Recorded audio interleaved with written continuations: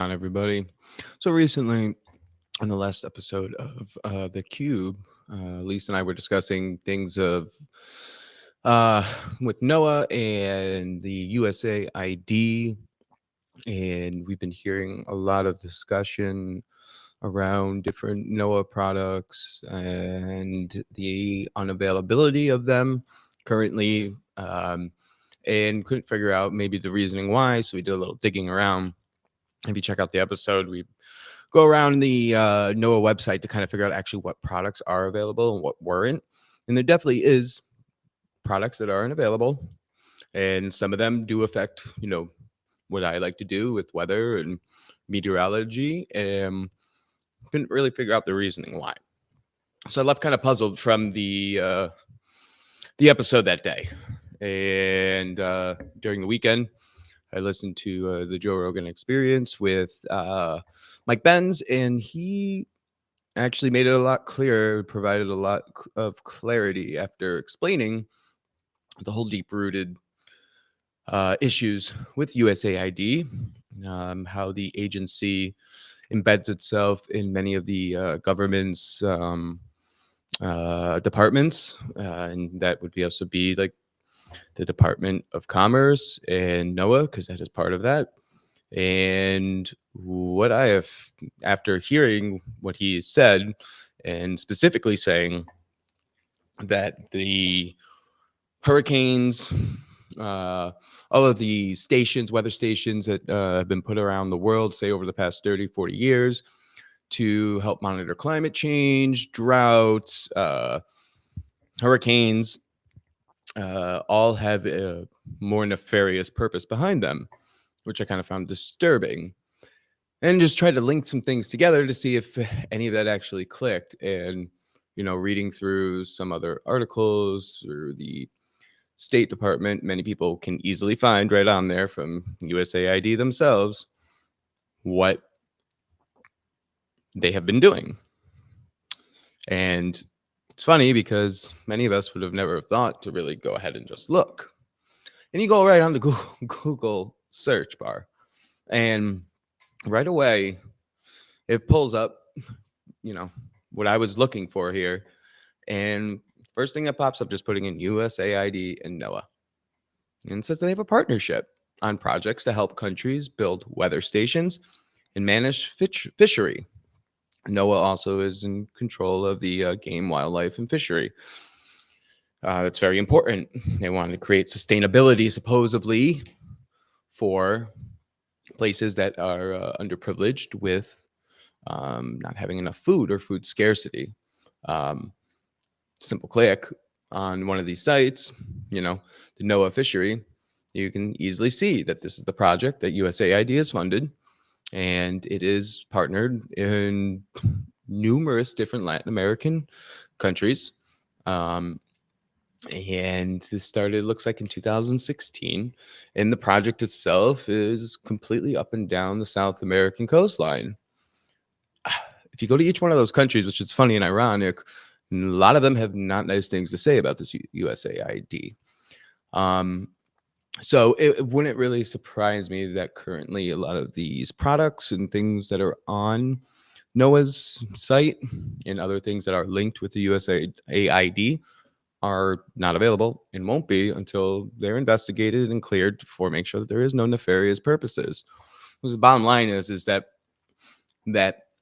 the weather stations themselves sending out radio signals that interfere through the radio waves of whatever country that they're in, creating mass chaos, havoc, I don't know, whatever the case may be. It's just very ironic that you find these little breadcrumbs and traces of USAID throughout the world. Now, looking through the list of things, they have the weather stations, right? They're putting weather stations to help build 3D printers, low-cost sensors, and to help build countries their own networks, forecasts that provide, warnings for bad weather, droughts, to help manage basically the climate for areas that don't have the most optimal climate for food, agriculture, those sort of things. So I went ahead and just clicked on one of these. And this was the first one that I saw, was them installing the weather stations for places that have experienced significant rainfall and have significant periods of drought. Um, when places like this do have these monsoon seasons and they do have big drought periods, when you're looking at the photo here, this is what they run into is horrible flash flooding. Personally speaking, if I didn't know about USAID and what it was about, I would think that this is the most perfect and pertinent opportunity to help kind of grow the American reach and to put our innovation throughout the world to help other people and to help save lives.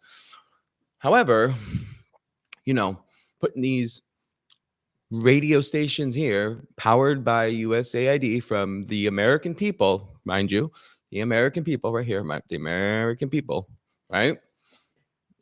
They've put them in all of these different countries where these projects have been implemented. It's very funny and ironic. A lot of these places do have a lot of civil unrest. And what I found very interesting, because you go down the list and there's a whole bunch of other USAID funded places that have the Noah stamp on them. And this is the one I found the most interesting. Whether anybody else finds it compelling or not, please let me know. However, Climate Centers in Africa Hazards Outlook, right? And just take a look.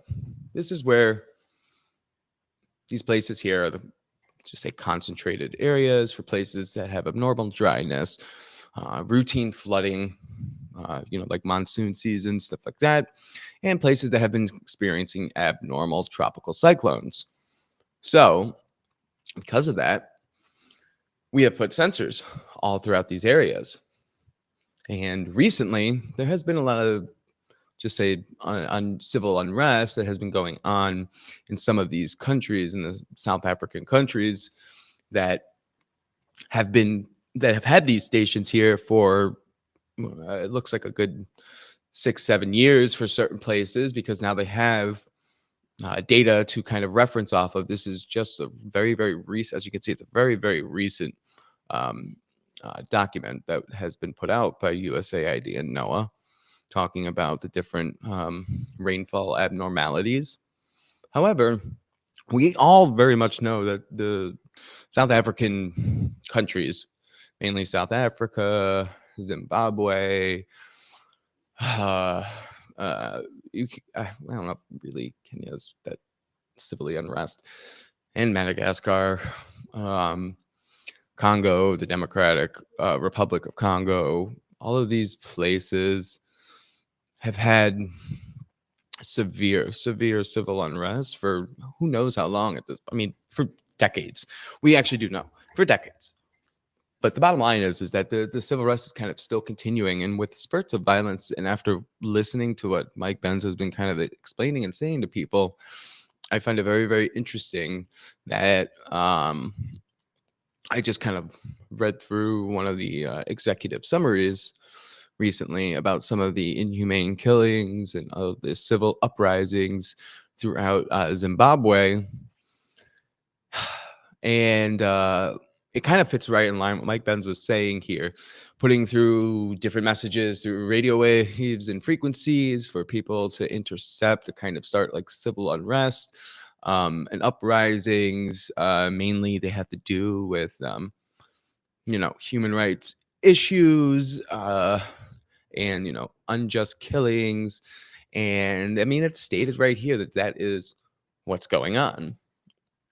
Whether it is false flag, whether it's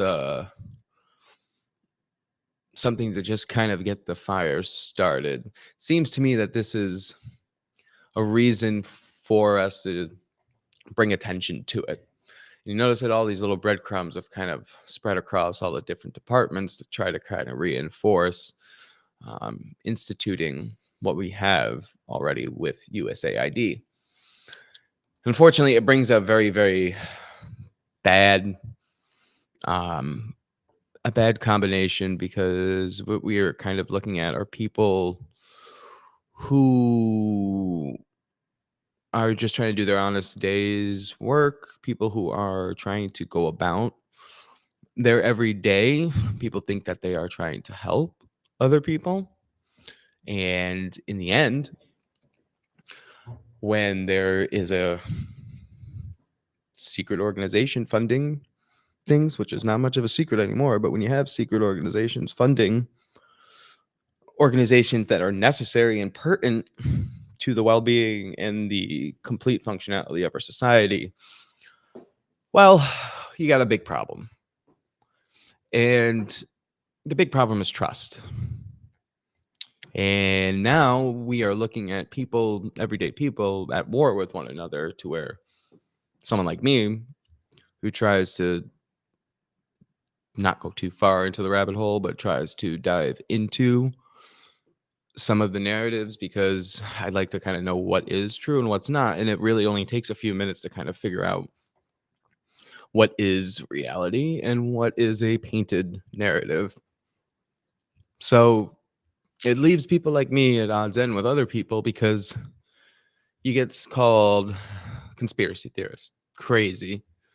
What do you mean? Well, what do you mean? What do I mean? You just go right on to Google and you can look it up. Well, I mean, and people won't even take the 2 seconds while you're standing there in front of them and their phone is out and they keep peering down at their cell phone to just take a look at the information, because it's right there. And whether people is just wanting to keep their heads deep into the sand, uh, I don't. I definitely don't. Not anymore, at least. I used to keep my head 6 feet under the sand because I didn't want my brain to be processing all this crazy chaos every day. However, you can thank the last administration for tuning in another young person into the sphere of making sure things are functioning correctly, because for the longest time I was told to just go about my day, not worry about the things going on in the government, politics, and all of that. Well, it's affecting me. And it's affecting me almost on a daily basis. And it's not fair. But we're cleaning it up now, and that's why I'm tuned in. And I'm going to continue to be tuned in until, well, probably until the day I die. And that's okay. Because, to be very honest with you, I'd rather it be me bringing out this information and trying to bring it light to people than someone else, because I don't think a lot of other people would.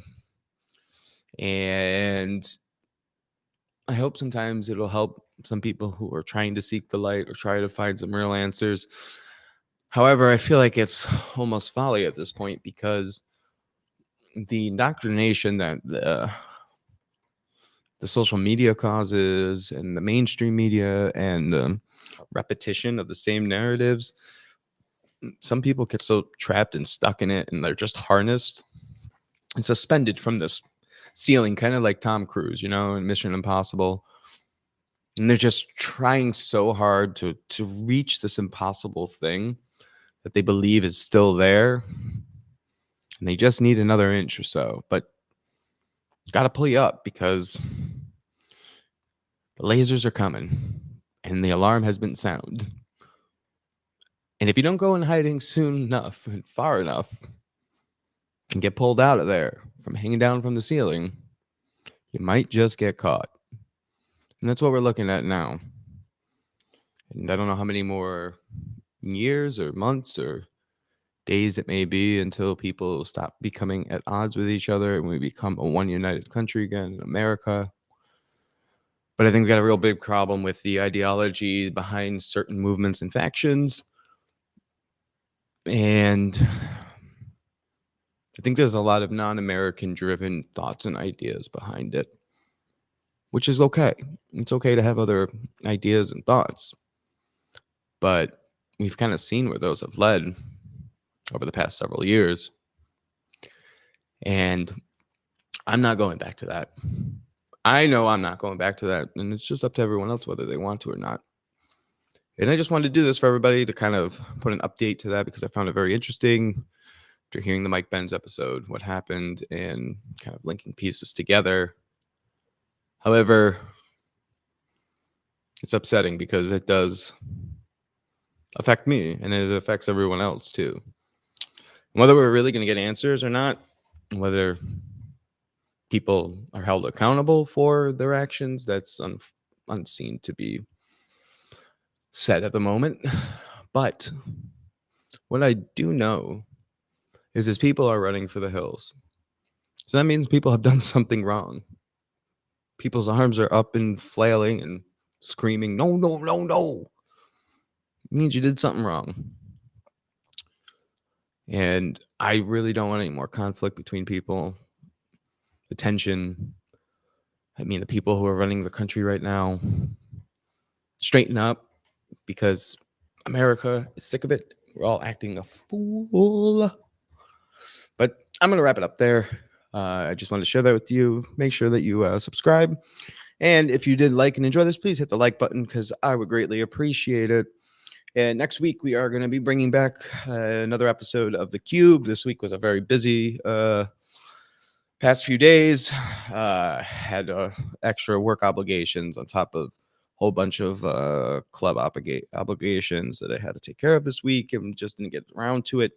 But next week, we will definitely be back with another episode of The Cube. But I believe we're going to be have an open discussion as always, but we will be discussing a little bit about skiing, snow coverage on the mountains, and the best type of snow and coverage on those mountains. It should be fun, especially if you're a winter sport lover. Talk a little bit about avalanches, avalanche safety, and you'll just go through all across the boards. But also don't forget to check out the What's Going On IRL channel as well. Going to be bringing back some more episodes and some more weekly updates next week. And we'll be hopefully starting in the next couple of weeks another open forum discussion, but on that channel as well. And hope everyone has